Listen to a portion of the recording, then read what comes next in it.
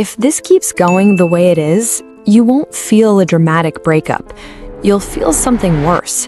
You'll feel emotionally flat while still attached. You'll wake up next to someone, talk to them, laugh with them, and still feel like you're slowly disappearing. And the scariest part? You'll think this means you're ungrateful or broken or asking for too much. But this isn't a personality flaw. It's a hidden psychological trap that keeps emotionally intelligent people stuck in long-term relationships long after the relationship has stopped feeling alive.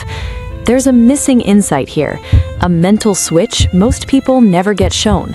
Not yet. We'll come back to it.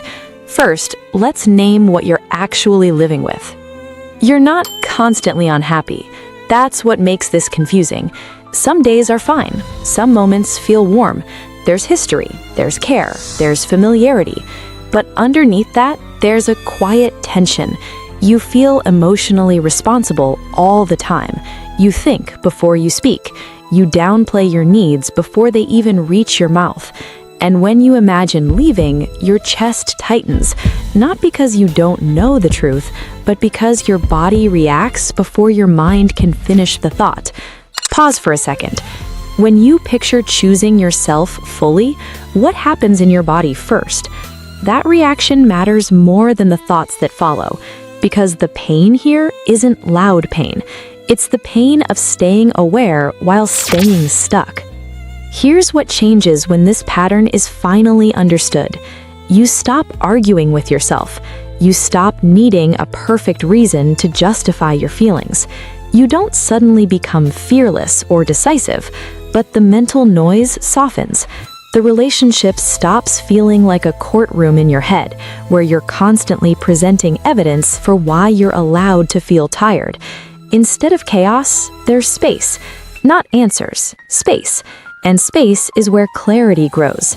Not because you're forcing it, but because your nervous system finally stops fighting you. That peace isn't guaranteed, but it is possible. And it starts with understanding what's actually happening underneath your thoughts. Let me tell you about someone we'll call Sam. Sam is thoughtful, self-aware, emotionally deep. Sam isn't stuck because they don't see the issues. They see everything. They know the patterns, they've named the wounds, they've read the articles, they've had the late-night talks with friends. And still, they stay. Not out of denial, out of something quieter. Every time Sam thinks about leaving, their body reacts like something terrible is about to happen. Heart racing, mind spiraling, sudden urge to reconnect, fix, explain, soften. And Sam mistakes that reaction for love. But it's not love. It's the survival brain stepping in. Here's the insight most people miss. Your nervous system does not care about long-term fulfillment. It cares about what feels familiar and safe enough to survive, even if that safety comes with sadness, even if it costs you parts of yourself. Think of your nervous system like an old house alarm. It was installed years ago, maybe in childhood, maybe in past relationships. It doesn't ask, is this nourishing? It asks, is this known? So when you imagine leaving a long-term relationship, your body doesn't feel freedom. It feels threat, and threat always feels urgent. Pause here. Notice how that reframes everything. This is where the inner conflict deepens.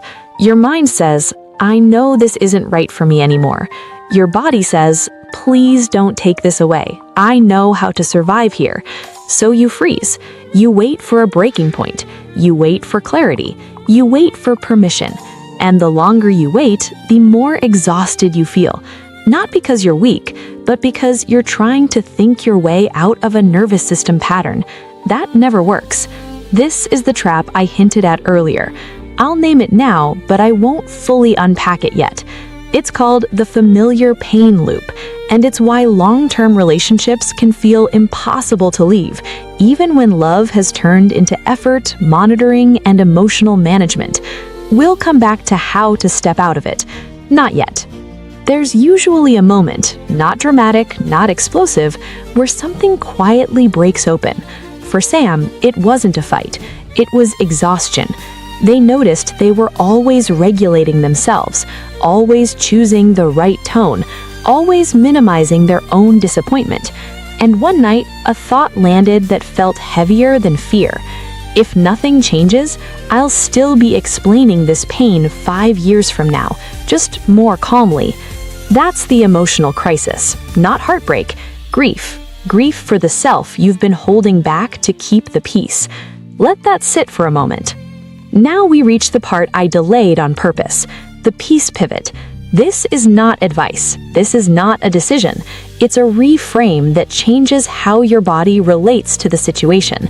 Instead of asking, should I stay or should I leave, ask this: does my nervous system feel attached because this relationship is loving or because it's familiar? Don't rush the answer. Your body will answer before your mind does.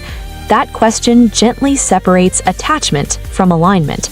And once those are separated, the familiar pain loop loosens, not because fear disappears, but because you stop mistaking fear for truth. This is the part no one tells you. You don't need to eliminate fear to move forward. You just need to stop obeying it. Here's the softest, most important permission you can give yourself. You are allowed to outgrow a relationship that once felt safe, even if it wasn't toxic, even if there are good memories, even if leaving feels confusing instead of clear. Growth doesn't always arrive with certainty.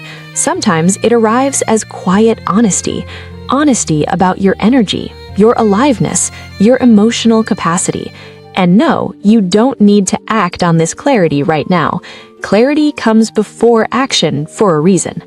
If you feel lighter listening to this, it's not because you've solved anything. It's because you stopped treating your feelings like a problem to fix. You listened, and that alone begins to calm the nervous system that's been running the show. But there's one more loop that shows up after this, the guilt loop. The one that says, if I choose myself, I'm hurting someone. That's where emotionally intelligent people get stuck next. And that's exactly what we'll talk about in the next Mood Lines video. Why wanting more can feel selfish even when no one is being mistreated. Because if this pattern continues without being understood, you won't feel heartbreak. You'll feel numb. And that's the trap we started with.